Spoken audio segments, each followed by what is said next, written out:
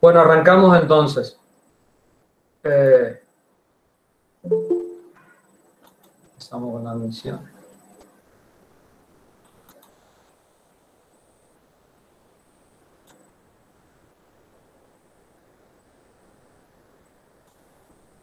¿Ven bien ahí, chicos? Sí, se ve bien. Bueno, entonces, la clase anterior habíamos visto columnas cortas y ahora vamos a ver columnas esbeltas. Todavía no saben ustedes cuándo una columna es corta y una esbelta, si esa es la pregunta, ¿no? Pero bueno, lo vamos a ver en esta clase. Entonces, bueno, las columnas cortas, como ya habíamos visto, eh, la resistencia al elemento, este, está dada por los materiales y la geometría. O sea, obviamente, más grande la sección, tendremos más resistencia, y más resistencia de los materiales también tendremos una capacidad de carga mayor.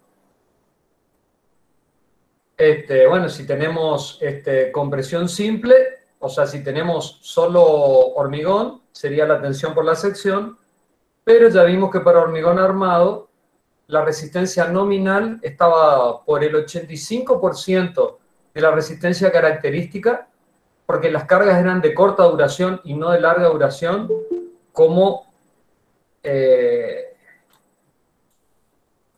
como la tensión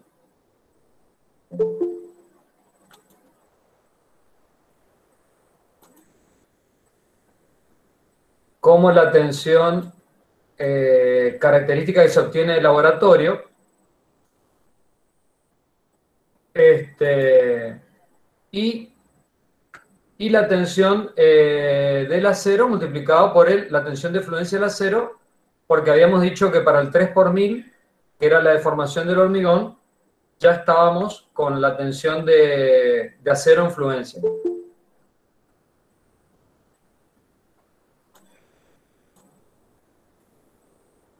¿Cómo anda la alarma para poner en el celular 3 minutitos antes? Bueno, entonces, nosotros hablamos de compresión simple, pero en condiciones reales, la mayoría de las columnas de hormigón armado, como está subrayado ahí, están sometidos a momentos flectores, que pueden ser por alguna carga horizontal, puede ser por algún efecto de la continuidad, por lo que sea. Ahora lo vamos a ver más adelante un poquito más en detalle cuáles pueden ser las causas. Pero la mayoría de las columnas de hormigón armado están sometidas a flexocompresión.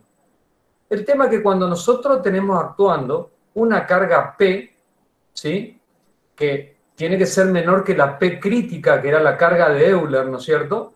Y también tenemos actuando un momento ME, ¿sí?, un momento exterior ME.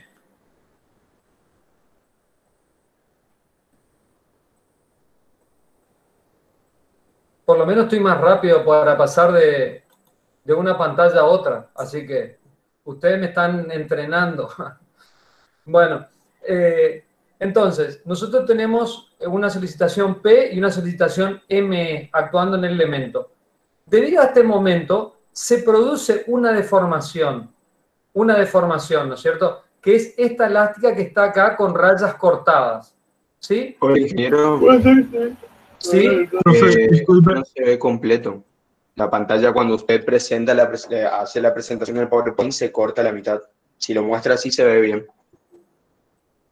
Ahí sí, pero ahí Ahí no. sí. Ahí se ve la mitad nomás de la presentación. El gráfico justo queda cortado. Se ve como la mitad de donde está el PowerPoint, la mitad de la presentación. Esperen un poquito. Entonces, capaz que tenga que cambiar esto, que es el modo de presentación. A ver, vamos a mirar. A ver ahí y a ver ahí. ¿Ahí ven todo? Ahí se ve bien, sí. Ahí se ve bien. Bueno, entonces sí, ya sé lo que es cuando corro la... Ah, no, perdón. Abajo se ve cortado igual. Abajo se ve cortado. Ah, sí, porque se ve como que no agarra De todo su 8 horas se pantalla. ve bien, pero de alto no. A ver un poquito. A ver un poquito. Ahí. Y ahí. Y ahí. Ahora sí. Perfecto. Bueno, Ahora sí. perfecto. Bueno, a los que quieran admitir, lo voy a ir admitiendo cada 5 o 10 minutos, porque si no, no se puede, chicos. Entonces, debido al momento, se produce una deformación que está con rayas cortadas, como esta que está acá. Entonces, una vez que se deforma el elemento, esta carga P multiplicado por este delta cero, por esta deformación, me genera un momento. Ese momento, a su vez, me aumenta la deformación. ¿Sí? Me aumenta porque este M0, este P por delta cero, es un momento extra a este ME que yo tenía. ¿Sí?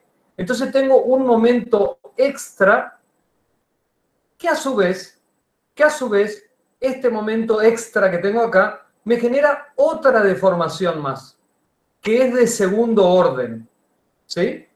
Entonces, mi solicitación, en realidad este proceso iterativo puede hacerse varias veces, pero más allá del segundo orden no tiene importancia, ¿sí? Entonces, por eso le llamamos teoría de segundo orden, porque analizamos qué pasa con el elemento, con las cargas actuando, analizamos la deformación, analizamos qué solicitación se genera debido a esa deformación, y a su vez, la solicitación que genera, analizamos una deformación extra de segundo orden que me termina generando un momento que es M0 más P por delta. ¿Está? Ahora, cuando este momento, que es el momento de segundo orden, es de tal magnitud que reduce considerablemente la capacidad de carga, en ese caso decimos que la columna es esbelta. Igual esto no es, digamos, no hay un límite exacto para esto. Pero bueno, de alguna forma se cuantifica y a partir de cierto índice de esbeltez vamos a empezar a considerar efecto de segundo orden. Bueno, primero vamos a hablar un poquito de las longitudes de pandeo, que es un concepto que ustedes ya lo tienen. Cuando nosotros teníamos una barra articulada, la longitud de pandeo o la longitud efectiva también, que es más común llamarla así ahora, longitud efectiva, porque la pieza puede pandear o no, o sea, en realidad está mal denominada longitud de pandeo, longitud efectiva. En este caso, la curvatura K vale 1, o sea, la longitud efectiva vale lo mismo que la longitud entre los nudos de mi elemento. Después teníamos el caso de empotramiento perfecto, que K valía 0,5, ¿sí? Valía un medio K, o sea, la longitud efectiva es entre puntos de inflexión,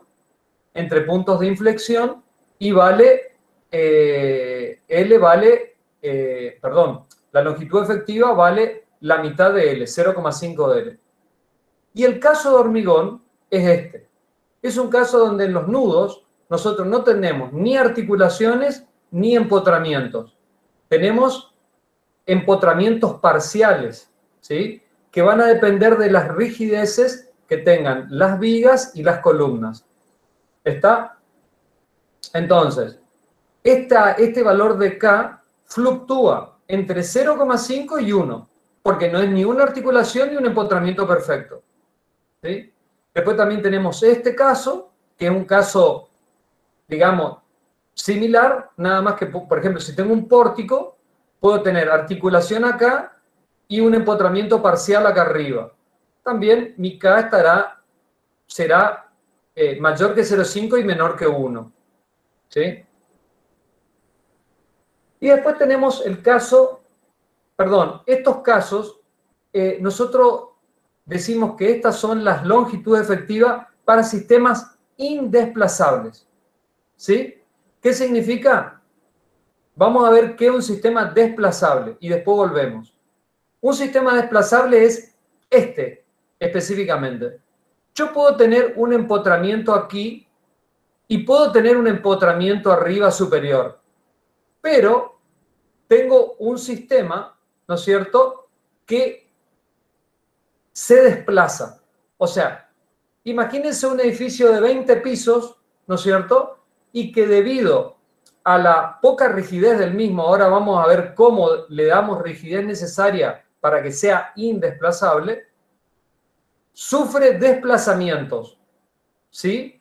Que esos desplazamientos son de tal magnitud, porque un pequeño desplazamiento puede tener, que hace que realmente se produzca este fenómeno que está acá.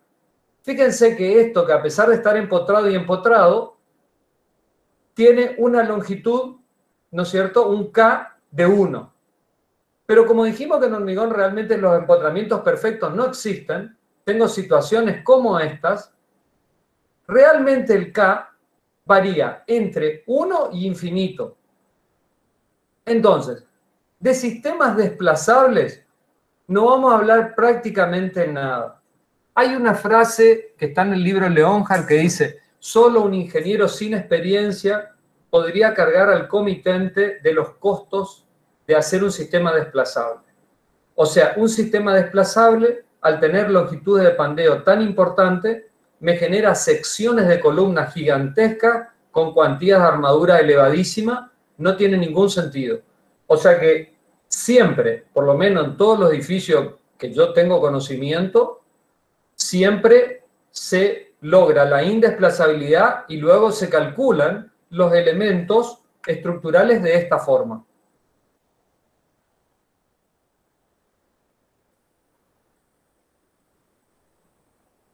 Esperen un poquito, veo quiénes más quieren entrar.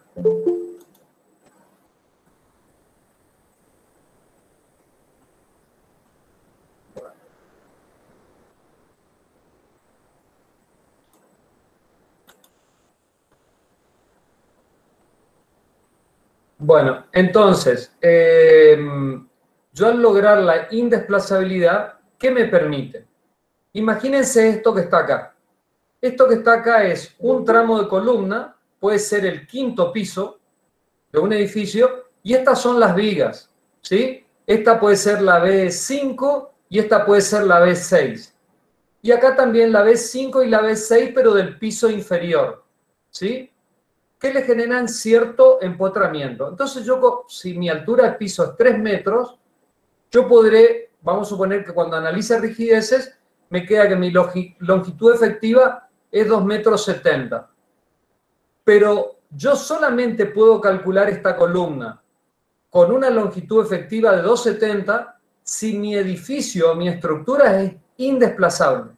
Si no, esa misma columna, que es esta que está acá, probablemente que yo tengo 3 metros de altura de piso, llega a tener una longitud efectiva de 6, 7, 8, 9 metros. ¿Está? O sea, una locura, es algo que no se justifica, no conviene desde el punto de vista de costos, no hay razón, digamos, para irnos a un sistema indesplazable. Entonces, lo único que vamos a ver en el curso es cómo lograr la indesplazabilidad y vamos a ver ejercicios con sistemas indesplazables. De todas formas, con sistemas desplazables no cambia mucho. Cambian los métodos para determinar el pandeo y algunas cositas más que no es muy complejo. Lo que sí, ya le digo, las secciones son imposibles. Entonces,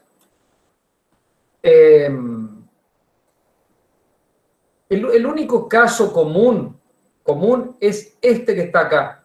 Este caso que está a la izquierda puede ser una columna de un tinglado, de un depósito, donde como yo tengo acá arriba, sobre el único piso que existe, digamos, no tengo solo columnas de hormigón ubicadas en el sentido longitudinal, y mi pórtico, mi cabreada, no me garantiza la indesplazabilidad porque no es un elemento apropiado para ello.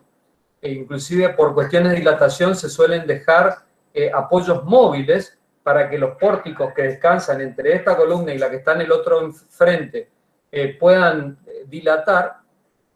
Pero porque en realidad, pero ¿qué pasa? Este puede ser sí el caso de un tinglado, pero en realidad el caso de un tinglado es prácticamente más que una columna empotrada abajo, es más que nada casi una viga en voladizo, porque las cargas son principalmente horizontales por viento y la carga vertical es una carga muy baja, puesto que las cubiertas de este tipo de estructura no suelen tener cargas importantes. Así que la puedo calcular de esta forma.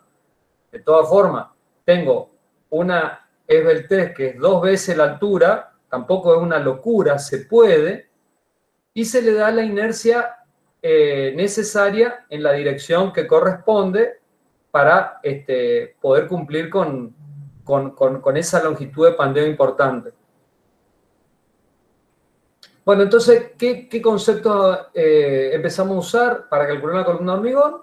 Bueno, la longitud efectiva, que en realidad ya lo vienen usando, la carga crítica, que ya la vienen usando, la esbeltez, que ya la vienen usando, que es SK, o sea, antes le llamábamos SK, ahora es la longitud efectiva dividido el radio de inercia, ¿sí? Y la esbeltez límite, que es un concepto nuevo que lo vamos a usar para hormigón y que justamente es lo que me dice si mi columna es corta o esbelta, ¿sí? Entonces ya acá, si bien todavía no vieron nada, no vieron los ejercicios, no vieron nada, quiero que ya empiecen a hacerse un resumen de cómo es columna. Entonces, columna tenemos 2 tipos de columna, corta y esbelta. Pero a su vez puede tener compresión simple, flexocompresión simple o flexocompresión compuesta o oblicua, o sea, flexión en las 2 direcciones. No tiene nada que ver el estado inicial de solicitación con que sea corta o esbelta. Muchos confunden esbeltez con flexión. No, no, no. Igual vamos a ver varios ejercicios, así que yo creo que al final del día, al final de la tarde van a tener claro. Bueno, acá no dice gran cosa, simplemente que justamente por las imperfecciones constructivas o en el punto de aplicación de la carga, que algo ya vimos la clase pasada, ¿no es cierto?, cuando hablamos de excentricidades accidentales y que el reglamento nos ponía límite en la carga máxima que podíamos soportar, que era un 80% para el caso de compresión simple. Entonces, siempre existen momentos, por el punto de aplicación de la carga, por transmisión de momentos, también por la hiperestaticidad, digamos, de la estructura. Existen momentos en una estructura, en la mayoría de los casos.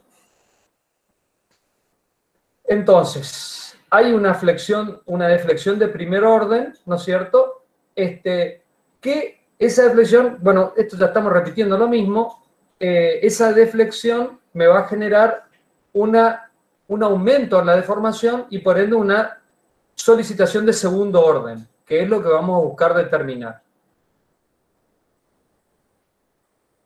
Entonces, bueno, acá de nuevo es como que la idea... quiero mencionar que este PowerPoint me lo facilitó el ingeniero Gutiérrez.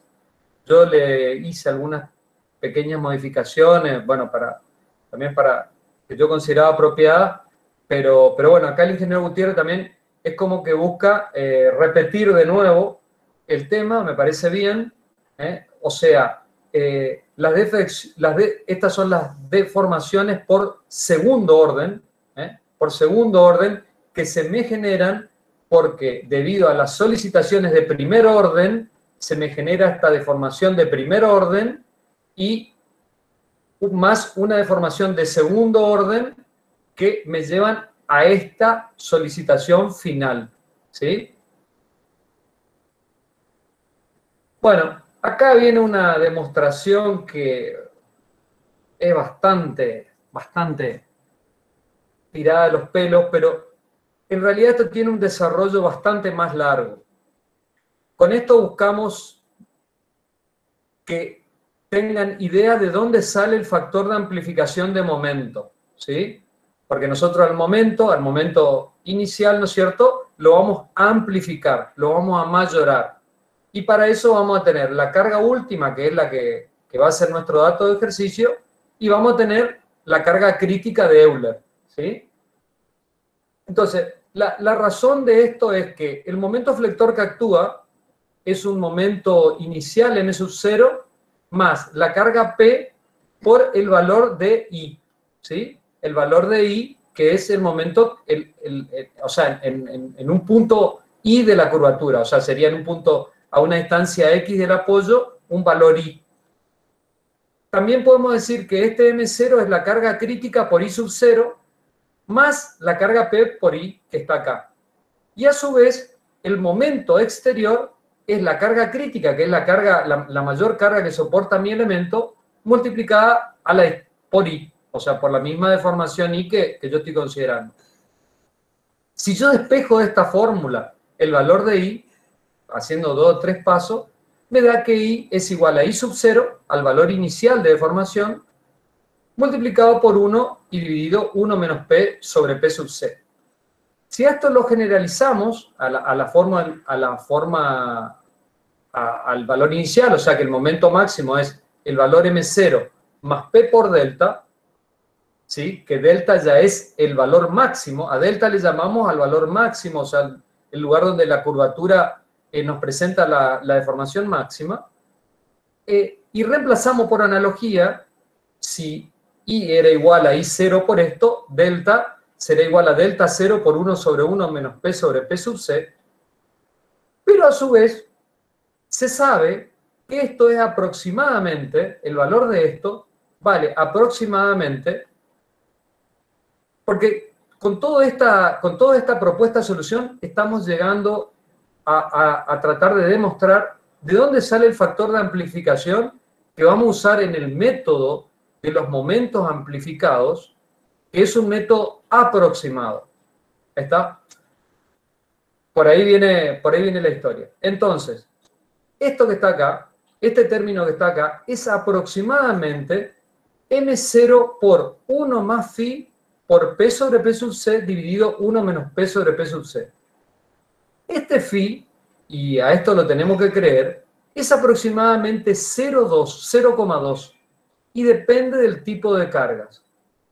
Pero como a su vez P sobre P sub C es bastante menor que 1, sustancialmente menor que 1, mi columna, más una columna esbelta, estamos hablando, no una columna de baja esbelta, una columna esbelta, la carga P es sustancialmente menor que P sub C. Entonces, si yo multiplico un número aproximado como 0,2 a un número sustancialmente menor que 0,1, podemos suponer que esto da 0, o sea, tiende a 0, ¿sí? Además, estamos buscando un método que, al ser aproximado, es conservador, ¿sí? Entonces, esto nos lleva a ser conservadores. Entonces, de acá sale el factor de amplificación de momento, que es el factor que nosotros vamos a usar, en el método de los momentos amplificados. Esto que está acá es algo que faltan unos pasos intermedios. Así que cuesta muchísimo convencerse con esto que está acá. Simplemente lo que a nosotros nos interesa para la materia es que entiendan el concepto de teoría de segundo orden, que es esto que está acá, que tenemos un coeficiente, como vamos a ver más adelante, para amplificar momentos, en los cuales es función, ni siquiera necesitamos que se acuerden la fórmula de memoria, de la relación entre P y P sub C, y un concepto nuevo que van a ver, bueno, acá hay un resumencito, otra vez un resumencito, ¿sí? De flexión y momento de segundo orden, que toman importancia en columnas esbeltas. También acá hay un gráfico que nos muestra que a medida que aumenta la esbeltez, ¿no es cierto?, va aumentando la incidencia del valor de P por delta, ¿sí?, en una forma no lineal, obviamente. Y acá vamos a ver un elemento de corrección que se llama C sub m. ¿Por qué? Porque nosotros en la mayoría de los casos en hormigón tenemos este efecto, que es una curvatura doble. ¿Por qué? Porque tenemos esta situación. Tenemos un momento y otro momento actuando en la cara opuesta, de signo negativo. Esta es una condición que se da en la mayoría de las estructuras hiperestáticas, por una cuestión del mecanismo de hiperestaticidad. Generalmente llegamos a este tipo de diagramas, donde si bien no son iguales estos momentos, pero sí son momentos de signo contrario. Y la convención, para saber por qué este signo es positivo y este negativo, o viceversa, podría adoptar otra convención y decir que este es negativo y este es positivo, es que el momento genera tracción en la cara opuesta. O sea, por ejemplo, vamos a suponer que esta columna sea una columna de borde y acá está el exterior y acá está el interior. Si esto fuera una columna de borde, acá tendría tracción en el lado interno de la columna y acá tendría tracción en el lado externo de la columna. Pero lo único que importa no es cuál es positivo y cuál es negativo, sino que tienen signo contrario. Eso es lo único que nos interesa. Entonces, ¿no es cierto? A su vez, tenemos el momento que me genera una curvatura adicional y un momento adicional. Esto siempre hablando de teoría de segundo orden. Pero lo que importa acá, que es lo nuevo que se agrega, es que se agrega un coeficiente CM. ¿Sí? En vez de ser 1, fíjense que acá estaba 1, ¿sí? Ahora tenemos un coeficiente CM. Donde este coeficiente CM es un coeficiente que justamente, antes hablábamos de coeficiente de distribución de momentos, o sea, que tenía en cuenta la distribución de momentos. ¿Por qué? Porque en este caso que tengo curvatura doble, justamente tengo una distribución de momentos o una curvatura favorable, ¿sí? Entonces, fíjense, este coeficiente CM vale 0,6 más 0,4 por M1 sobre M2. Por otro lado, me dicen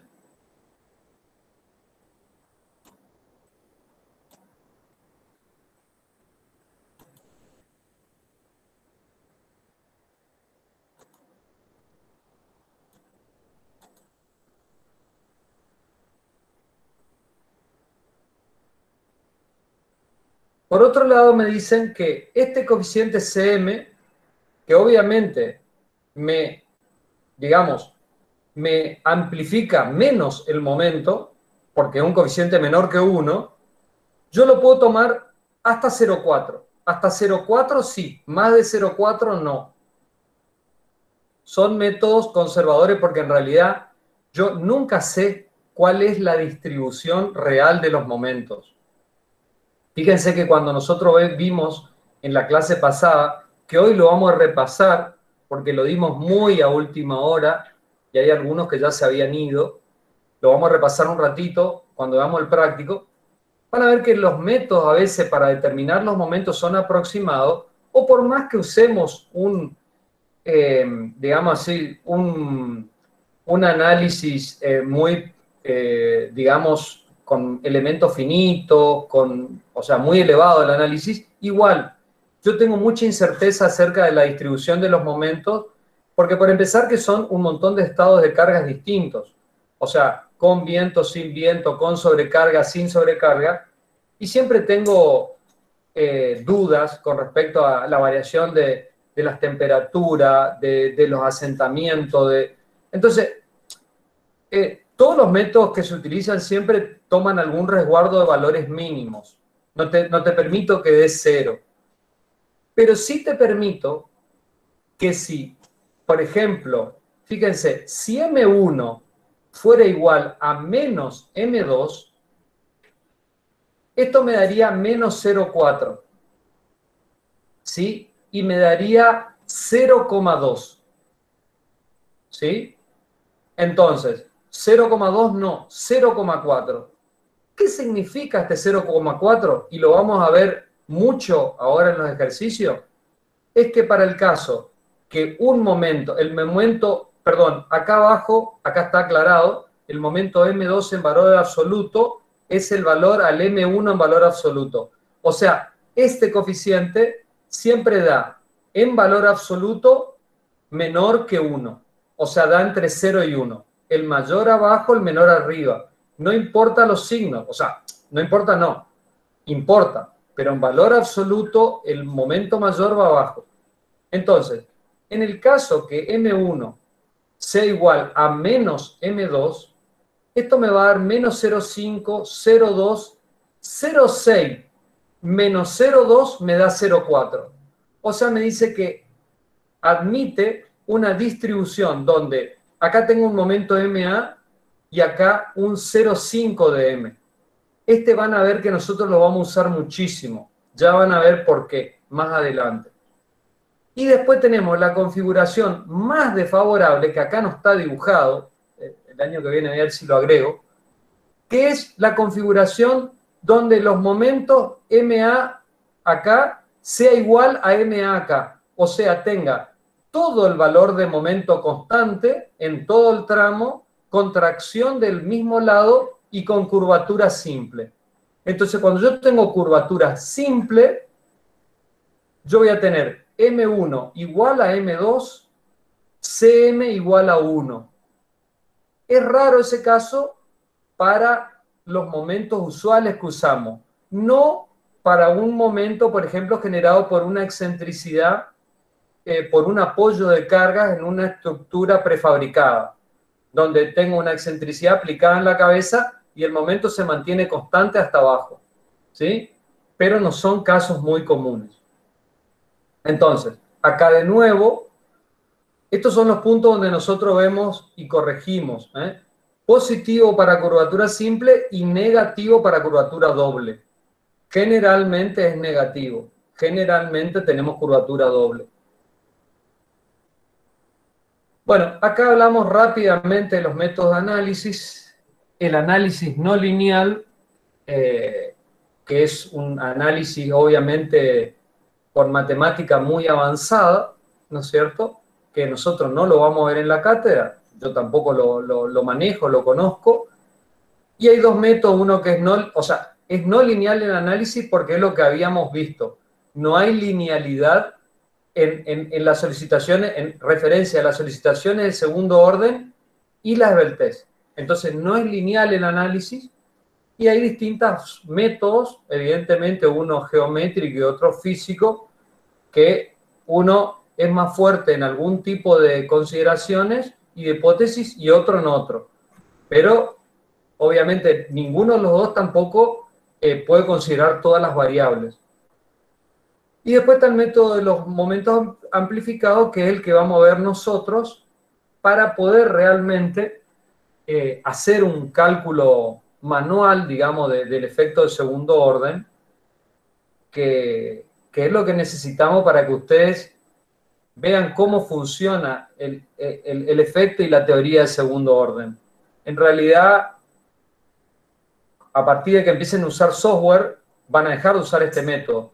Pero ustedes saben perfectamente que cada vez que uno usa un software, es conveniente hacer 1 o 2 verificaciones, o 3, o las que sean necesarias, para verificar que ustedes no estén cometiendo algún error en el uso del software. También pueden llegar a descubrir un error en el software, no va a ser la primera vez tampoco, ni la última.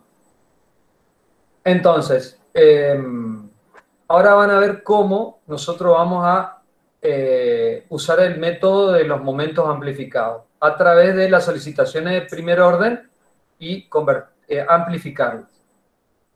Bueno, este es un diagrama de flujo. Este es un diagrama de flujo que nosotros usamos solo la parte de la derecha, porque la parte de la izquierda es para pórtico desplazable, que dijimos que por acá no vamos a venir, por acá no vamos a venir, vamos a venir por acá, y donde vamos a pórtico desplazable, no, y vamos a venir y vamos a verificar con la esbeltez límite, que la vamos a ver ahora en un ratito más adelante. Y acá quiero hacer una comparación, porque parece ser como el diagrama, el lugar indicado de este diagrama de flujo.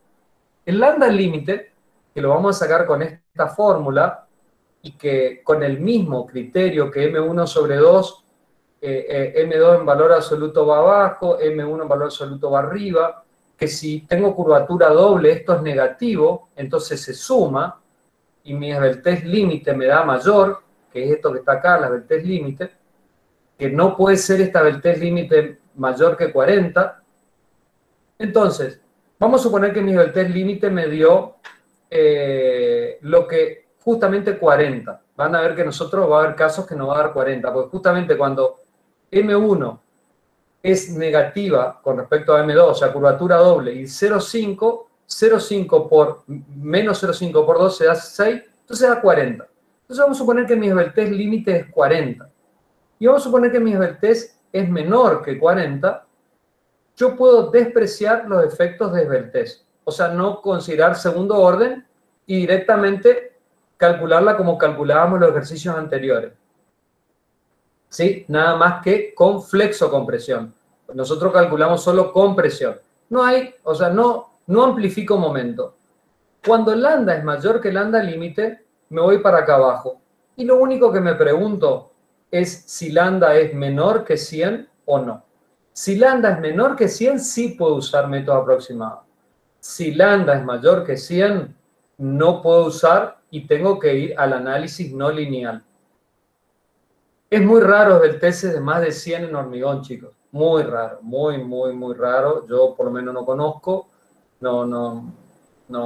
Además, una columna que tenga una esbeltez de mayor de 100 va a soportar cargas muy bajas. Entonces, prácticamente no se aplica en hormigón, sí en acero. En acero sí se trabaja con esbelteces de más de 100. Entonces, nosotros en la parte que nos vamos a usar es solo esta. Vengo por acá, pórtico desplazable, no, o sea, o indesplazable sí, podría cambiar acá la palabra. Y pregunto, si lambda menor que lambda límite, desprecio los efectos de la esbeltez. Y si lambda es mayor que lambda límite, esta es una de las cosas que, si bien ustedes dicen, yo puedo tener este diagrama, sí, pero si ustedes entienden columnas, no necesitan este diagrama, porque no es tan complicado. Siempre en el ejercicio que le demos va a decir que el pórtico es indesplazable, o sea que siempre van a venir por acá. Y lo único que tienen que saber es si lambda es menor que lambda límite o lambda es mayor que lambda límite. Nada más. Porque que lambda es menor que 100, también, siempre le va a verificar. Con esto no quiero decir que no tengan que saber que la limitación es menor que 100. Pero solo eso, lambda es menor que lambda límite o es mayor. Eso es lo único que está diciendo este diagrama. Les digo por qué. Porque cuando, en teoría, se lo preguntamos y ustedes tienen que contestar la pregunta en 40 segundos o en un minuto, o no sé, 1 minuto y medio creo que estamos dando por pregunta, creo que no tienen tiempo para venir a buscar el diagrama. Y segundo, porque a veces le hacemos preguntas. Le hacemos preguntas para ver si lo que contestó, por más que haya contestado bien, maneja el concepto. Entonces, el concepto es, lambda, o sea, nosotros le preguntamos al alumno, escuchame, yo quiero que me digas, ¿qué pasa si lambda es menor que lambda límite? ¿Y qué pasa si lambda es mayor que lambda límite? Si no nos pregunta eso, es porque no estudió columna. ¿Está? Bueno, entonces, ahora vamos a ver cómo. ¿Alguna duda hasta acá, chicos? No, profe. Bueno. Yo le aviso que yo voy un poco lento porque mi idea es que esto sea igual que una clase presencial. O sea, que el que asistió a clases prácticamente con una leída tengan el tema estudiado. Esa es mi idea, pero bueno, espero que les sirva. Bueno, entonces, el criterio para considerar una columna indesplazable, una estructura indesplazable, es que los efectos del desplazamiento lateral, porque siempre va a haber algún tipo de desplazamiento, algún esfuerzo horizontal, o sea, el cero no existe. En la ingeniería no existe el cero. Entonces, esto es lo que ustedes tienen que entender. Que el efecto generado por ese desplazamiento que va a tener el edificio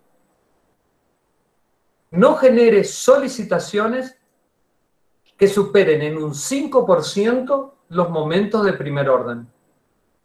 Eso es lo que ustedes tienen que saber, ¿sí? Solamente eso. Cuando, sí, estamos hablando de cuándo una estructura es indesplazable o no, o cómo se logra que una estructura sea indesplazable. Entonces, lo que nosotros vamos a verificar es lo siguiente. Hay dos métodos. Hay un método que es un método aproximado, pero bastante bueno, es que cuando yo considero las rigideces de todas las columnas del piso, ¿sí? Que generalmente lo que da la rigidez no son las columnas, estamos hablando de un edificio en altura, sino los tabiques, ¿sí? Pero todos los elementos, digamos, que soportan cargas verticales, o sea, columnas y tabiques, el que realmente más aporta a la indesplazabilidad es el tabique. Pero bueno, acá faltaría agregar sumatoria de rigidez de todas las columnas del piso y de los tabiques. Pero ya le digo, cuando ustedes hagan considerar, hasta se puede despreciar las rigideces que generan las columnas con respecto a los tabiques en un edificio. Estamos hablando de un edificio de 4 o 5 pisos, pero sí en un edificio de 10, 15 pisos.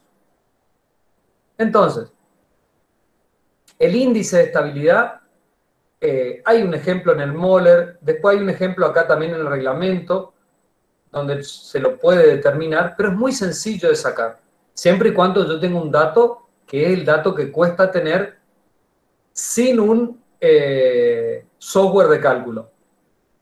Es la sumatoria de todas las cargas, ¿sí? De todas las cargas verticales que actúan en el piso, por el desplazamiento que generan estas cargas horizontales en el piso. Entonces, yo tengo que analizar las cargas horizontales que actúan, puede ser viento, puede ser sismo, generalmente para nuestra zona solo viento, nosotros no tenemos en nuestra zona obligatoriedad de verificar sismo, salvo que sea alguna estructura muy, muy especial, alguna central atómica o algo por el estilo, que hay estructuras muy especiales que hasta en zonas no sísmicas requieren verificaciones. Entonces, la sumatoria de todas las cargas verticales por el desplazamiento que generan estas cargas horizontales en un piso, multiplicado por la altura del piso. Eso tiene que ser menor que 5%. ¿Sí? Y entonces podemos decir que mi estructura es indesplazable. El problema es de que para obtener estos desplazamientos yo necesito un software, ¿sí? Hay también métodos, ustedes lo vieron en estabilidad, probablemente se pueden calcular estas deformaciones, pero es muy engorroso obviamente en una estructura hiperestática de alto grado. Entonces... Profe, disculpe. Sí. ¿Podría repetir una vez más esa formulita? No me quedó claro. El delta cero es la deformación producida Claro. por la misma carga PU. No, las cargas PU ¿No? son cargas verticales. Sí. Ajá, Las cargas bien. verticales. Y este es un desplazamiento de deformación horizontal entre piso y piso. ¿Sí? Bien. ¿Y el VU entonces? El VU son las cargas horizontales. Ah, bien, bien. Acá Está. están faltando algún esquemita. Cuando lo lean esto en el Moller, lo van a ver al esquemita que acá estaría faltando. No quiero insistir mucho en esto porque, ya le digo, esto es muy sencillo de verificar teniendo los datos horizontales. Es muy sencillo. Pero como no lo damos como ejercicio práctico, puesto que no resulta imposible, le tendríamos que dar de datos los desplazamientos. Moller tiene un ejercicio y hay otro en el reglamento que le voy a mostrar, es facilísimo. Pues ya le digo, estas son las cargas verticales, estas son las cargas de viento, estos son los desplazamientos horizontales y esta es la altura del piso. Y teóricamente lo tengo que verificar en todos los pisos y confirmar que todos los pisos son indesplazables. ¿Está? Sí, se entendió, profe. Muchas gracias. Bueno. Sí, en realidad este tipo de cosas se entienden más cuando uno resuelve un ejercicio, pero bueno, al que le interesa ver un poquito más de lo que damos en la materia, le digo, está en la bibliografía también. No es complicado, les repito, es bastante sencillo. Entonces, acá dice que el tema de las rigideces que nosotros usamos, el problema, tanto para usar el índice de estabilidad, y ya van a ver para otros casos más, vamos a ver para la determinación de las rigideces de nudo, después también cuando tengamos que amplificar momentos, etc. Las rigideces, acuérdense que rigidez siempre es E por I, ¿sí? Entonces las rigideces a utilizar tienen que tener en cuenta estados de rotura. Entonces, el reglamento nos permite, lo cual es bastante complicado de conocer, obviamente. El reglamento no permite, esto está en el reglamento, después yo también le voy a juntar un pequeño resumen que está en el reglamento, así como en el que la vez pasada me apoyé para dar clase, esta vez no me voy a apoyar para dar clase porque no creo que valga la pena esta vez, pero esto está en el reglamento, ya lo van a ver, y nos dice que para vigas, vamos a leer lo que, porque esto es tabique y no fisurado, fisurado, esto es muy técnico, depende si es un tabique que realmente la flexión es más importante que la compresión. En el caso nuestro, en un caso de un edificio tradicional, no.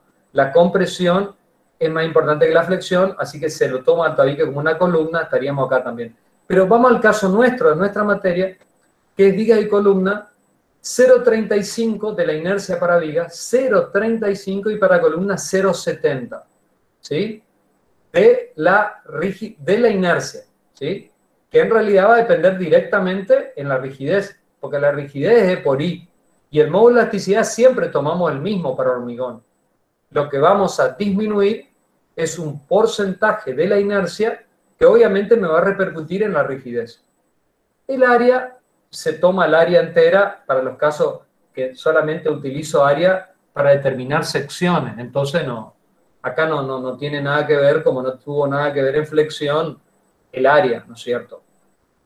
En los casos que corresponda se toma el área comprimida y cuando analizamos cuantía de eso se toma el área total, pero porque ya se tiene en cuenta el área total para una cuantía, por ejemplo, ¿no es cierto? Pero acá no cambia nada lo que venimos usando en el resto de la materia. Entonces, ahora vamos a ver cómo calculamos la esbeltez. Más específicamente, cómo calculamos K, que es el valor que al multiplicarlo por la longitud, y este L ya vamos a ver que también tiene algún pero, este L, ya vamos a ver que tiene, una pequeña reducción nos permite también el reglamento, este valor de K, ¿qué sabemos? Que da entre 0,5 y 1, vamos a empezar por parte, este valor que da, una cosa que hoy no le terminé de aclarar.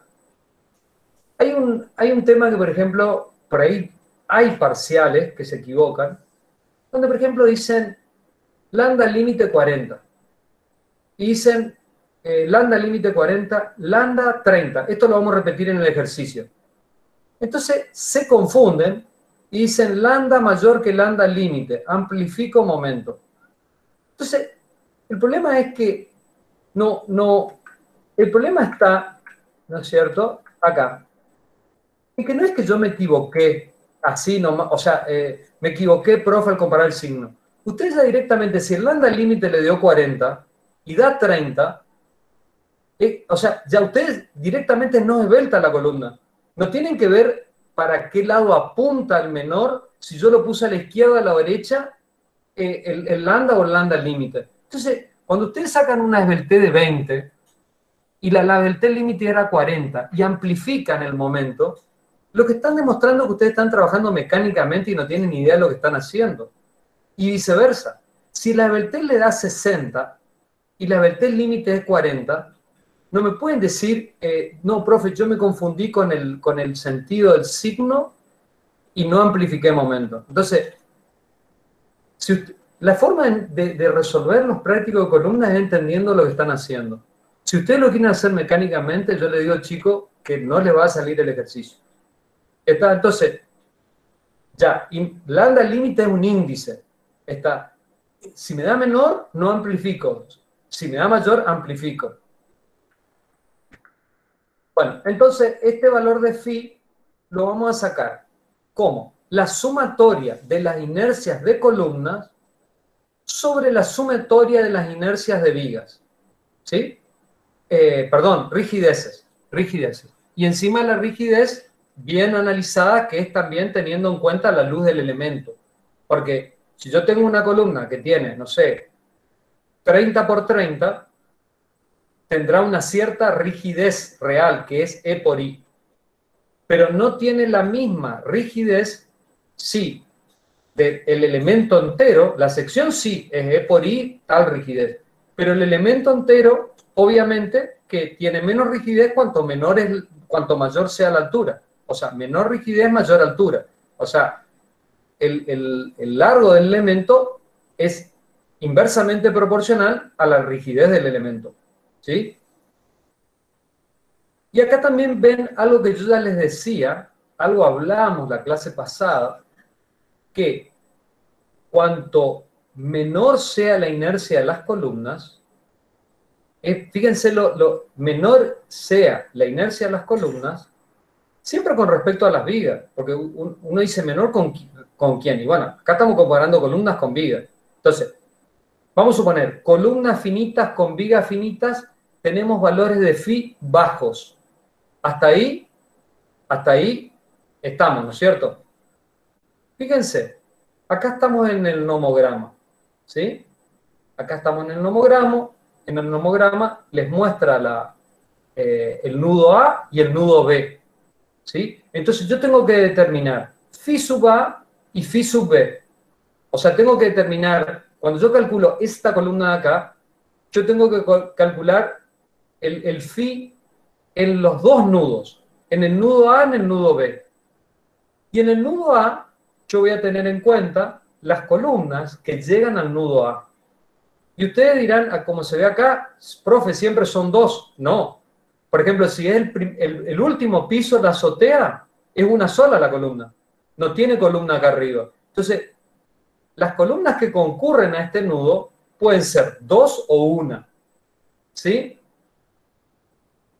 Y las columnas que concurran a este nudo, las vigas, perdón, que concurran a este nudo, también pueden ser una o dos. Y siempre en la dirección que yo estoy analizando. Eso lo vamos a ver en los ejercicios, porque nosotros vamos a analizar en el sentido X y en el Y. Entonces vamos a suponer que yo estoy analizando en el sentido X. Y en el sentido X pueden llegar dos vigas, una o ninguna. O ninguna. ¿Sí? Lo vamos a ver también en los ejercicios. Entonces, vamos a suponer primero que vienen columnas y vienen vigas. Ustedes suman acá las columnas, suman las vigas, y fíjense lo que yo les había dicho. Cuando las columnas tengan poca inercia con respecto a las vigas, ¿qué significa? ¿No es cierto? Que este valor de phi va a dar un valor bajo. ¿Sí? Entonces, vamos a venir acá y nos va a dar un valor cercano a 0,5. O sea, ¿qué significa? Vamos a verlo al revés, la verdad que no se lo estaba... Cuando las vigas tengan mucha inercia con respecto a la columna, la viga empotra a la columna. ¿Sí? Empotra. Entonces, cuando esto tiende a 0, cuando las vigas son muy grandes con respecto a la columna, estamos acá y estamos en el caso de empotramiento perfecto. ¿Sí? Cuando pasa, ¿esto dónde pasaría? Esto pasa en el piso de arriba. En el piso de arriba, yo tengo columnas de 20 por 20 y columnas de 20 por 50. Acuérdense que el 50, cuando calcule la rigidez, va a ir al cubo. Entonces, cuando yo hablo de una viga de 50 y una columna de 20, eleven al cubo para darse cuenta de los valores que puede dar esto. Entonces voy a estar en esta zona. En esta zona. Las vigas se empotran mucho a la columna y entonces tengo el valor de acá abajo. En la planta baja de un edificio de 20 pisos, las vigas siguen siendo las mismas porque es una planta tipo, suponiendo que no tenga nada raro, alguna viga especial para sacar una columna de estacionamiento o algo así. pero generalmente tengo vigas de la misma sección y columnas muy grandes. Entonces voy a estar en esta zona. Y el coeficiente phi me va a dar alto. Entonces, yo saco el phi en el nudo A, el phi en el nudo B, y uno con una línea recta, a ver si aparece acá. Sí, ahí está. Me acordaba que aparecía. Uno, por ejemplo, con una línea recta, y el punto de intersección me da el valor de K, que me va a permitir calcular la longitud efectiva de mi elemento. O sea, como verán, esto es muy intuitivo.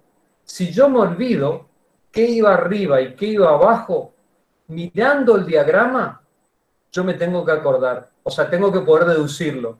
Si yo me olvido qué iba arriba, si columna o viga, analizando este diagrama y lo que yo les expliqué, ustedes deberían deducirlo. Esto es para sistemas desplazables. Fíjense lo que cambió. El valor de K mínimo es 1 y el valor máximo es infinito. Bueno, en el otro también tengo infinito. No, perdón, en el otro es 1. En el otro es 1 el valor máximo. Infinito puede ser el phi, pero el valor máximo es 1. En este, el valor máximo de K puede ser infinito. Y ya para valores que no son nada locos, de phi, ya tengo esbelteces demasiado importantes. ¿Está? Entonces, esto no vamos a hacer ejercicio con sistemas desplazables, puesto que se desaconseja universalmente el uso de sistemas desplazables. Si les toca, lo pueden usar, no hay problema, pero ya le digo, el uso más común es el otro, que directamente yo tengo que empotrar sí o sí la columna en la fundación y me queda libre la cabeza y es prácticamente una viga flexo comprimida, o bueno, si quieren calcularla como una columna, siempre con armadura simétrica. Bueno, algo de eso hablamos la vez pasada del tema de si estoy seguro o no de qué lado está la flexión. Es una ménsula con flexo comprimida, pero que tengo que poner la armadura en las dos caras porque puedo tener flexión en las dos caras. Así que bueno. Bueno, acá están las fórmulas. Sí, sí. En el examen teórico entra esto de columna desplazable, No, de sistema desplazable. no. No, nada, porque en realidad yo no le estoy explicando nada del sistema desplazable.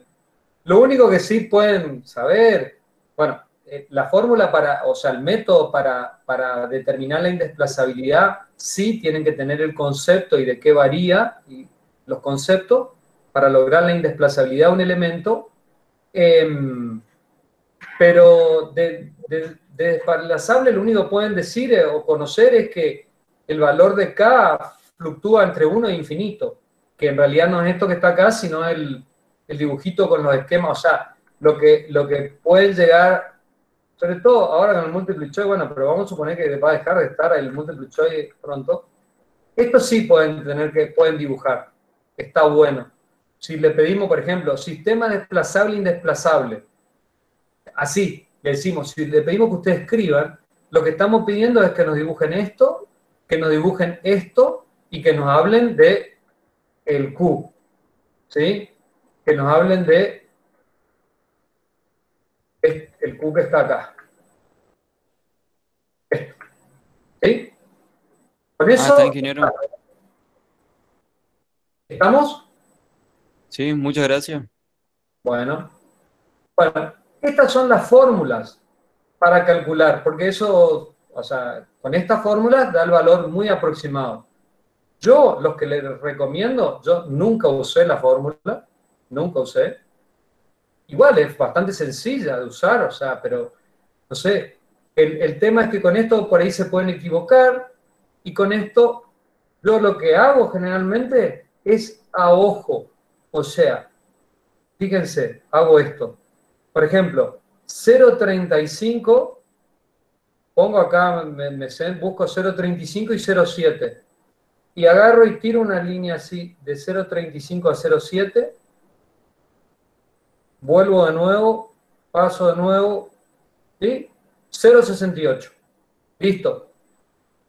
Esto no, o sea, no tiene sentido que con el método que estamos usando, de determinar estas rigideces aproximadas, con 0,35 para las vigas, 0,70 para las columnas, etcétera, etcétera, discutir si esto es 0,68 o es 0,67.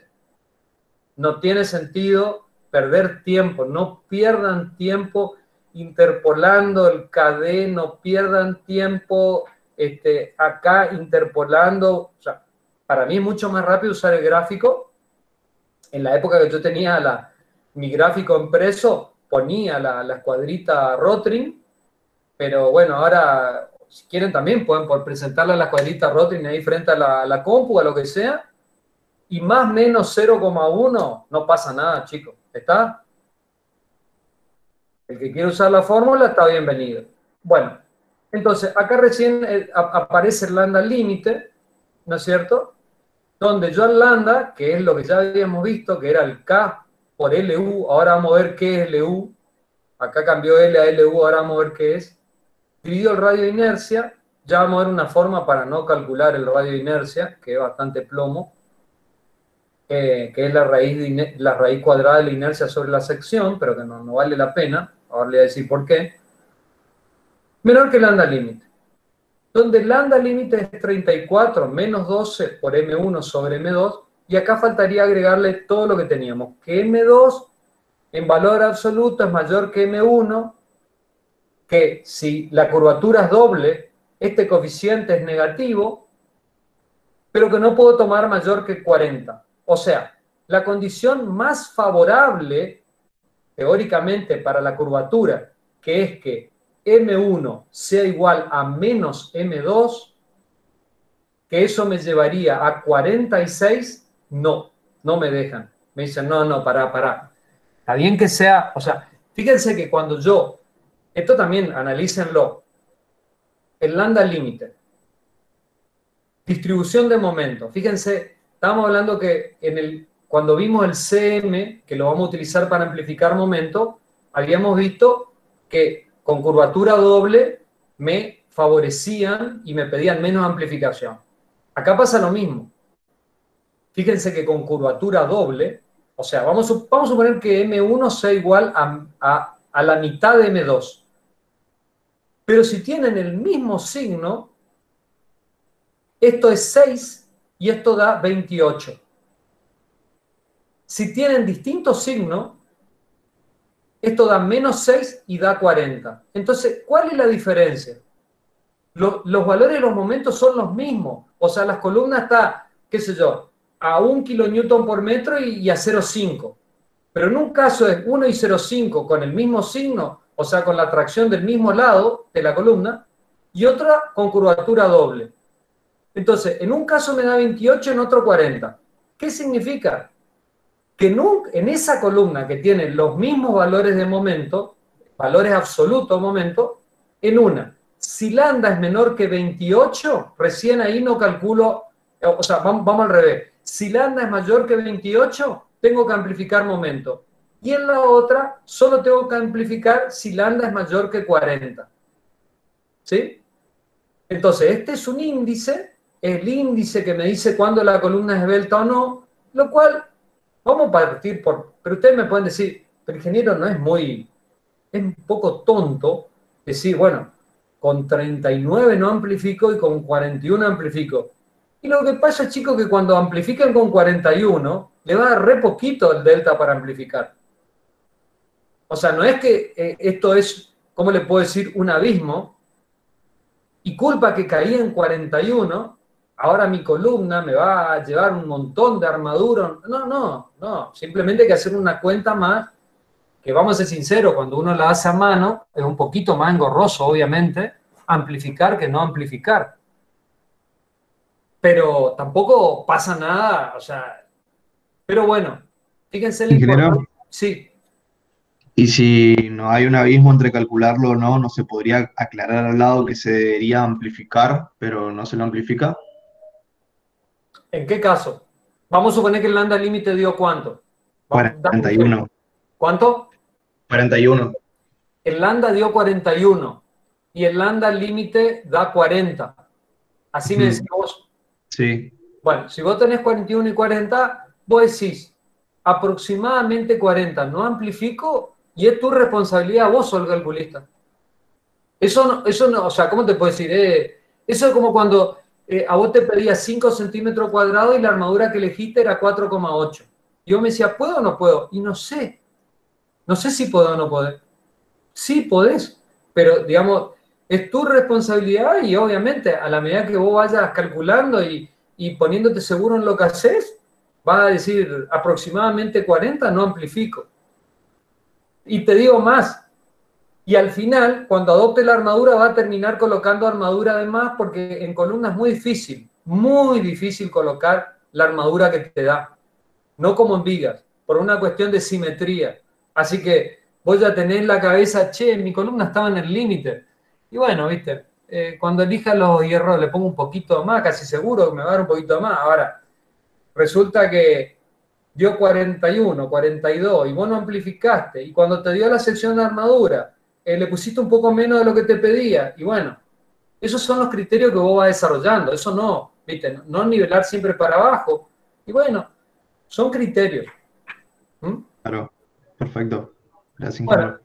entonces, repasamos que si lambda es mayor que 100, el método no aplicable, y que si lambda está entre lambda límite y 100, uso el método de los momentos amplificados. Ahora, lo que marca el lambda límite para abajo y para arriba es columna corta y columna esbelta. Lo de 100 es solo una simplificación del método aproximado. No es que deja de ser esbelta después de 100. Le digo porque a veces las respuestas son insólitas y bueno, yo insistiendo un poco en esto le voy a evitar alguna equivocación a alguien que pueda haber entendido mal. Yo creo que está claro, pero bueno. Ah, claro, acá estaba el dibujito de qué es LU. El reglamento también, con un criterio muy lógico, me permite, ¿no es cierto? Me permite tomar la... ay, me estoy olvidando. Bueno, ya me va a salir. Es como la longitud no arriostrada, o sea, no es no arriostrada, ya me va a salir. Pero es la longitud libre que tengo, porque, por ejemplo, si yo tengo un capitel y una losa, ¿no es cierto? Tomo de la losa al capitel.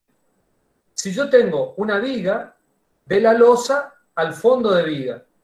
Pero si yo estoy analizando este mismo nudo en la otra dirección, y en la otra dirección yo no tengo viga, por eso yo siempre tengo que hacer un corte de lo que estoy calculando. Yo estoy calculando en qué dirección. Eso lo vamos a ver bien en los ejercicios, porque no hay que confundir aquí e I. Y si hay viga en una dirección y no en la otra, justamente LU va a ser distinto. O sea, cuando yo calcule la misma columna, el LU en el sentido X va a ser este y en el sentido Y va a ser este, suponiendo que esta viga vaya en la dirección X. Eso lo vamos a entender bien en los ejercicios ahora, porque cuesta un poquito entender que X y que Y, porque encima las columnas son muchas veces rectangulares. Entonces no es lo mismo una columna 20 por 30, ¿en qué sentido están los 30? Si en el sentido X o en el sentido Y.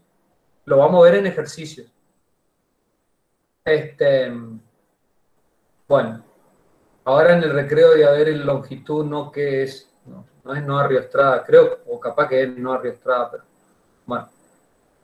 Bueno, acá un pequeño en el diagrama de interacción, ver qué es lo que pasa con el efecto de segundo orden, ¿no es cierto? O sea, yo tendría una excentricidad E, que es esta, por ejemplo, o sea, una excentricidad E, que la excentricidad E es el cociente entre la carga normal y el momento, ¿sí? O sea, si yo a la carga P sub U la multiplico por E, me da el momento que actúa, ¿sí?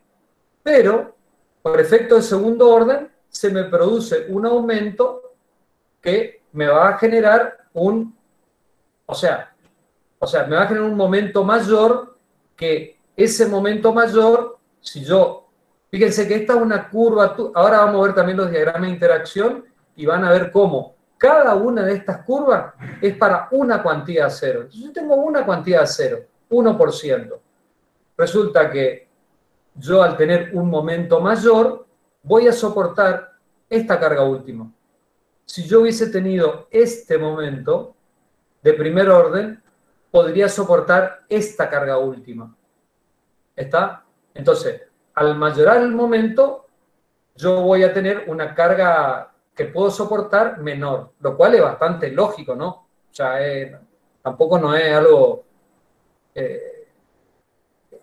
con respecto a esto también hay una lógica que ahora van a ver, porque lamentablemente, bueno, el método yo me encanta este reglamento, para mí es buenísimo, mucho mejor que el anterior, pero bueno, tiene muchos métodos iterativos de cálculo, pero lo que pasa es que no están hechos para calcularlo a mano, no están hechos para ser dimensionado a mano.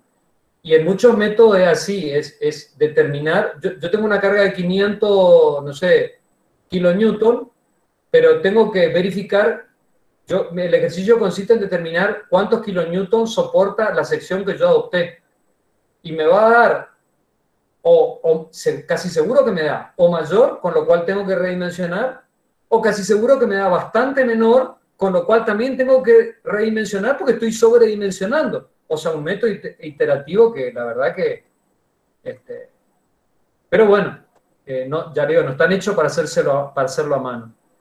Ahora vamos a ver qué pasa en el parcial.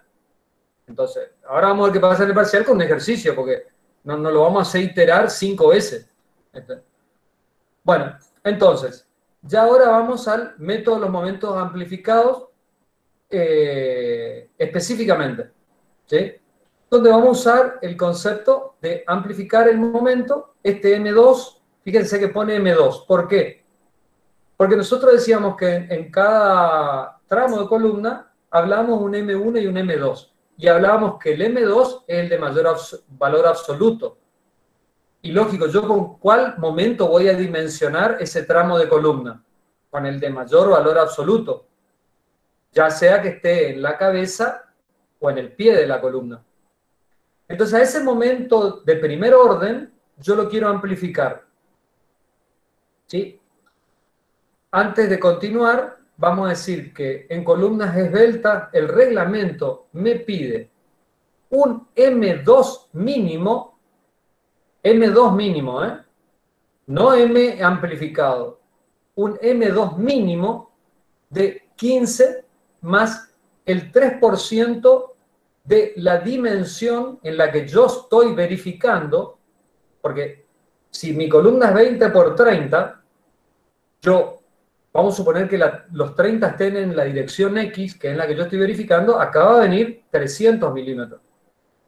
Pero cuando verifique en la otra dirección, y si también me toca esbelta en la otra dirección, porque puede ser esbelta en una dirección y en la otra no, eso lo vamos a ver ahora en los ejercicios. Pero si me tocan los 200 acá, los 20 acá, caerá 200 milímetros. Este es un M2 mínimo. O sea, me dicen, mira, el momento que vos me sacás, que ahora lo vamos a ver también muchas veces cómo se saca, son momentos parásitos que transmiten la vida, lo vamos a ver, vamos a repetirlo en la clase anterior.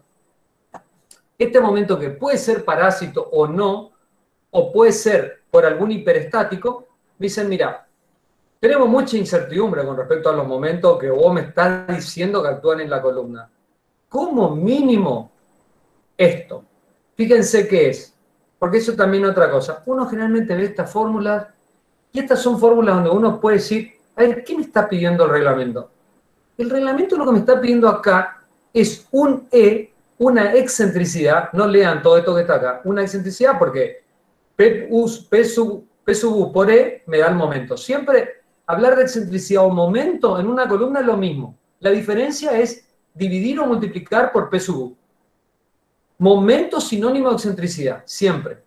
Entonces, la excentricidad que me pide mínima el reglamento es 15 milímetros, o sea, vamos a hablar en centímetros, 1,5 centímetros, más el 3% del H. O sea que yo si quiero hablar en centímetros, yo puedo hacer 1,5 más el 3% de 20 centímetros, que es 6 milímetros. Entonces, para una columna de 20 centímetros, me está pidiendo 2,1 centímetros. ¿Sí? O sea, 15 milímetros más el 3% de 200 milímetros es 6 milímetros, 15 más 6 es 2. Entonces, me está pidiendo una excentricidad mínima de 2,1 centímetros. O 21 milímetros. 2,1 centímetros dividido 200 es el 10%.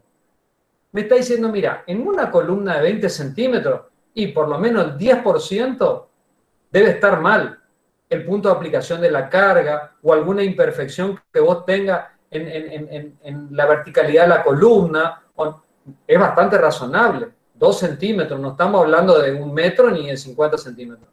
Obviamente que con bastante criterio, cuando yo tengo una columna de 1 metro, ¿sí? 1 metro, el 3% es 3 centímetros, ¿sí? Entonces, 3 centímetros más 1,5.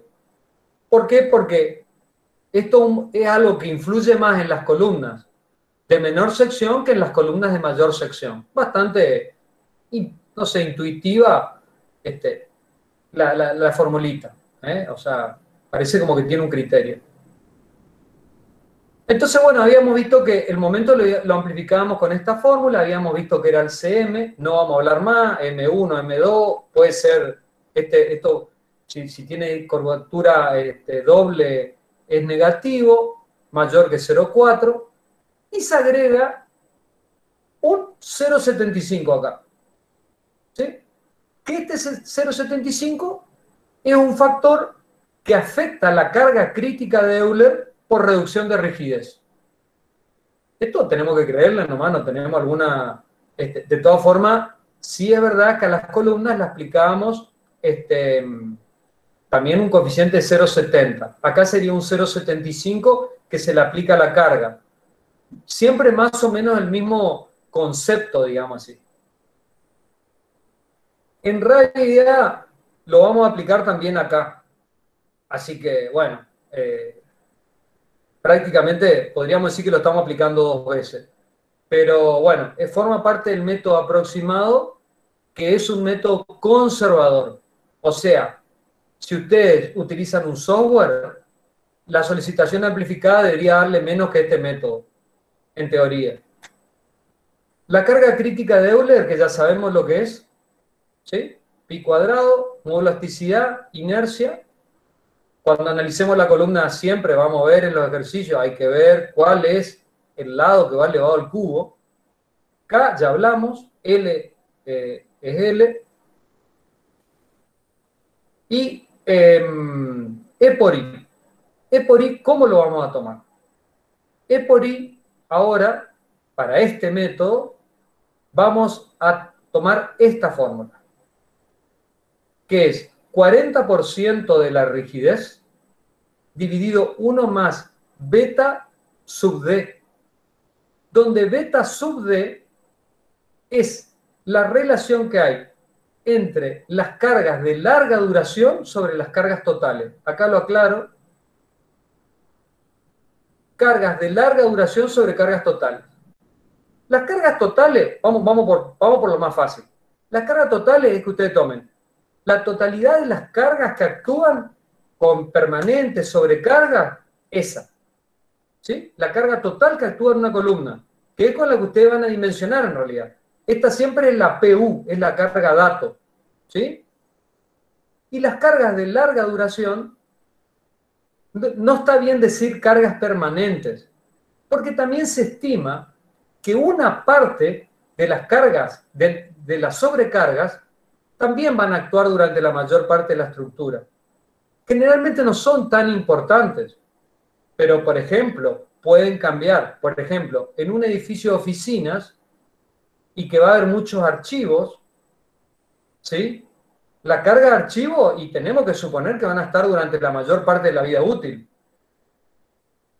Entonces, habría que hacer algún pequeño estudio acá, o gran estudio, etcétera, de cuánto da. Obviamente que este coeficiente siempre va a dar menor que 1. El beta D va a dar menor que 1. Porque las cargas que actúan durante la mayor parte del tiempo tienen que ser menor que las totales, si no estamos en el horno, ¿no? Y ¿Y qué busca ese coeficiente beta D? Tener en cuenta la afluencia lenta, porque la afluencia lenta también juega un valor desfavorable. Y la afluencia lenta, en eso coincide algo este reglamento con el anterior, la afluencia lenta siempre existe. Y ustedes pueden decir, ¿por qué con columnas cortas nunca nos habló de fluencia lenta?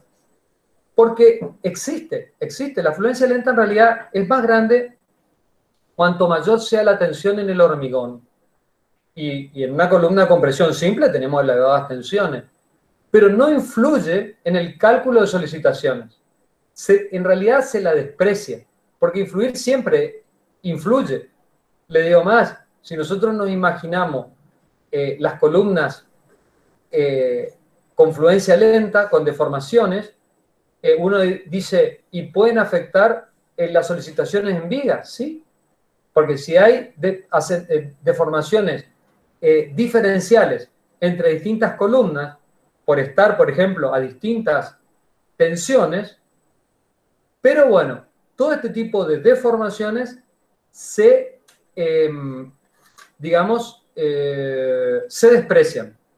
Fíjense que dentro de los métodos, dentro de los software de cálculo, muchos software le dan la opción de despreciar o no despreciar las deformaciones de las columnas. Porque si no las desprecian, cambian sustancialmente las deformaciones. Lo que pasa es que por el método en que un edificio se construye y se va cargando, tampoco se puede admitir de que todas las deformaciones de los elementos verticales se aplican al mismo tiempo. Entonces, generalmente, salvo que sea algún edificio muy especial que necesite, que la verdad yo no estoy capacitado para darle cuál sería el caso, no estamos hablando ni siquiera de un edificio de 20 pisos, algo más grande, se desprecian las deformaciones inmediatas, o sea, las deformaciones instantáneas y las por fluencia lenta, salvo en columnas esbeltas. En columnas esbeltas las tengo en cuenta. ¿Cómo las tengo en cuenta? Acá las estoy teniendo en cuenta. ¿Por qué? Porque me da un coeficiente, ¿no es cierto? Un coeficiente que va a ser mayor que 1, al sumarlo a 1, este es menor que 1, pero este es mayor que 1, donde me va a bajar la rigidez de mi elemento.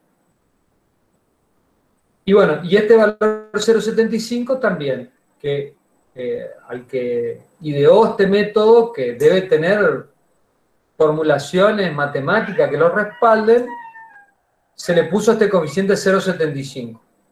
¿Sí?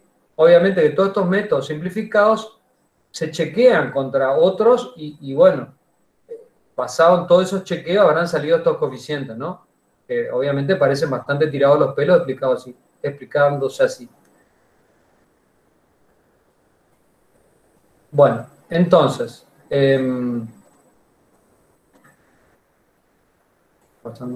está. Bueno, entonces, en cuanto a la secuencia de cálculo, ya vamos a ver que es un procedimiento iterativo, ¿sí? O sea, uno tiene las solicitaciones de primer orden, luego debería analizar si la estructura es indesplazable o no es indesplazable. Esto generalmente se hace previamente al cálculo de la columna, ¿sí? Generalmente es previo a este análisis. Yo estoy hablando cuando uno calcula un edificio a mano, ¿sí? Primero se busca la indesplazabilidad y luego se hacen las verificaciones pertinentes, puesto que la indesplazabilidad se logra en la mayoría de los casos con tabiques y no con columnas. Salvo que sea una estructura aporticada especial donde todas las solicitaciones de viento sean absorbidas por pórticos, etc. No es lo usual. Lo usual es lograr la indesplazabilidad y soportar los esfuerzos de viento con tabiques de hormigón. Bueno, se determina lo que ya vimos, LU, K, lambda límite, verificación del M2 mínimo, los coeficientes que tenemos que determinar, se amplifica el momento y a partir de ahí es igual que una columna corta, pero a flexo compresión, porque Disculpen que sea reiterativo, igual ahora vamos a ver ejercicio. Columna corta no significa que no tenga flexión. Hay columnas cortas a flexo-compresión, la mayoría, ¿está? Entonces, de la misma forma que vamos a dimensionar a flexo-compresión las columnas cortas, inclusive flexo-compresión oblicua, una vez que amplifiqué el momento, el método es el mismo. No así el reglamento anterior tenía nomogramas distintos de cálculo y no amplificábamos momento. El momento lo amplificábamos con el uso del nomograma. Acá vamos a usar los mismos diagramas de interacción para flexo-compresión en columnas cortas y en columnas esbeltas. La única diferencia es que en columnas esbeltas amplificamos. Bueno, y se modifican las dimensiones hasta que verifique. ¿Alguna duda hasta acá, chicos?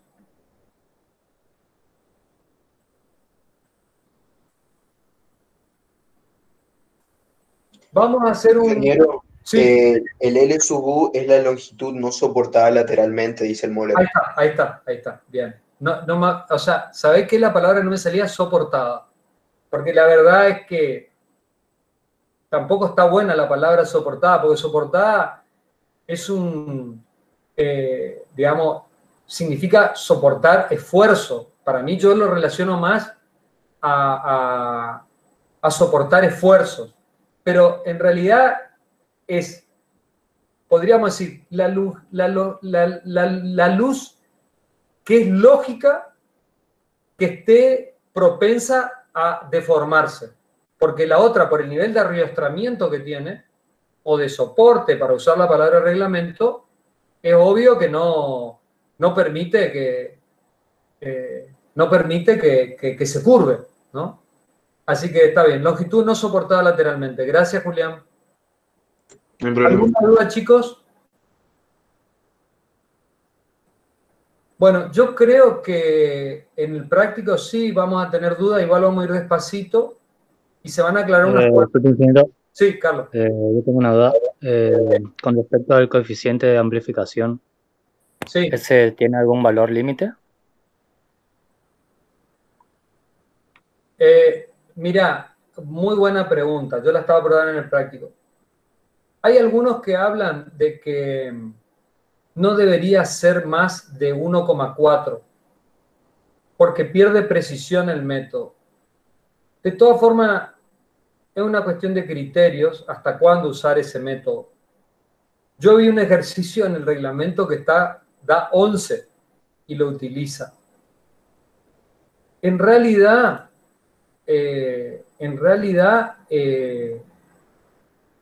va un poco así. Podríamos hablar de 2, por decir, total, no existe un libro único que diga esto sí, hasta acá no. No, el reglamento tampoco lo menciona. Hasta 2. Y más allá de 2 hay que tomar con pinza el resultado que dé. Porque, de nuevo, en realidad no van a usar este método para dimensionar. El día porque ya le digo, este reglamento es para usar con software. Entonces, para chequear, y bueno, chequeen con lo que les da, con el único que tienen. Y si no, habría que buscar a alguien que le pueda hacer un cálculo, un análisis no lineal con efecto de segundo orden y ponerse a estudiar, porque la verdad que yo no lo manejo. No sé si alguien lo manejará. Me imagino que sí, porque por ahí para estructuras muy importantes, por ahí puede llegar a ser necesario. Lo que pasa es que la mayoría de las veces, chicos, las columnas no son esbeltas. Esa es la verdad de la milanesa. Porque una columna esbelta generalmente son pocas las cargas que puede soportar, son columnas más bien arquitectónicas, con baja carga. Puede darle algún tipo de esbeltez, pero un tipo de esbeltez moderada que le va a dar valores de delta moderados y bueno. Y con eso podemos chequear algún cálculo con software. ¿Alguna duda más? Bueno, hacemos un recreo entonces. Esta debía tener un poco más de rapidez para subir, porque la vez pasada subí los temas y no subí las clases, así que bueno, hoy voy a tratar de mañana temprano ya subir todo, ¿sí? Los temas y las clases grabadas. ¿Le puedo pedir que cuando suba habilite la opción de descargar el video? Porque yo por ahí tengo problemas para ver el video en internet, digamos, con la plataforma del aula, y muchas veces lo descargo y lo veo en un reproductor en mi compu nomás, y los que subió no se podían descargar. Bueno, déjame chequeo mejor eso. Dale, gracias. ¿Y los anteriores no pudieron descargar? Sí, los anteriores sí, pero los que subió ahora de columnas no. Ah, los que subí de columnas no. Ah, bueno, entonces Dice para que el propietario no habilitó. O sea, los podés ver, pero no descargar, es así. Claro. Bueno, eso corrijo también mañana a la mañana temprano. Entro a los 2 de columnas, a los 2 anteriores, y los habilito. Dale, gracias. Porque se me hizo un lío ahí con la habilitación o sea, también ahora ya estoy conociendo todo el circuito, pero hay que cargarlo en la plataforma, permitir que ustedes lo puedan ver, pero a su vez también en el video permitir que ustedes lo puedan descargar. Perfecto. Gracias. ¿Algo más? Bueno, nos vemos en un ratito. Ya, perdón. ¿A qué hora, profe? Exacto. Y 7 menos 5, porque 7 menos 5 son un poquito más de 15 minutos. 7 menos 5 arrancamos. ¿Estamos? Bueno, gracias. Si pueden no salir mejor, así no tengo que... Ah, es cierto que entran sin que lo admita. Bien. Está, ya me explicaron la vez pasada. Listo, nos vemos en un rato.